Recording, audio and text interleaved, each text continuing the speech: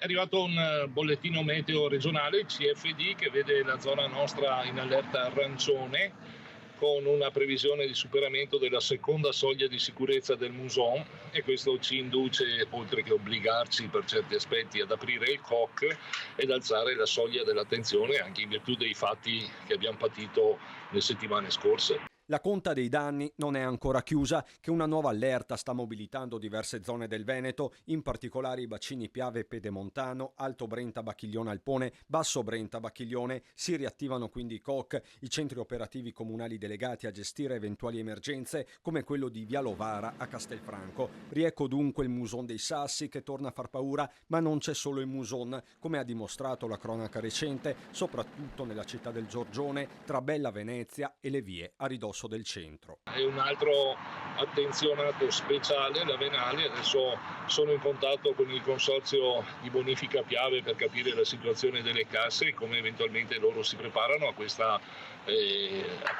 nuova ondata di maltempo. In allerta quindi il sistema delle casse di espansione, che nelle ultime 2 ondate ha evitato, testuali parole di Marcon, l'apocalisse. La precauzione, pur evitando facili allarmismi, è massima. Non c'è alcun segnale che oggi ci dica che la Venale o il Muson traciminano, e però nel momento in cui dovesse succedere, se siamo pronti, evitiamo ulteriori danni. Al momento quindi a Castelfranco le scuole restano aperte. Ha deciso diversamente il sindaco di Loria, Simone Baggio, per quanto riguarda la frazione di Bessica, dove nelle settimane scorse il Brenton aveva tracimato. Chiuderò la scuola primaria di Bessica di Loria, che sappiamo è forse la frazione che è più critica dal punto di vista idraulico nel comune di Loria, e mi sono confrontato con il referente della materna sempre di Bessica, Don Paolo Furlan, e abbiamo concordato assieme di chiudere anche la materna. Speriamo non serva, ma siamo pronti ad affrontare un'eventuale nuova emergenza.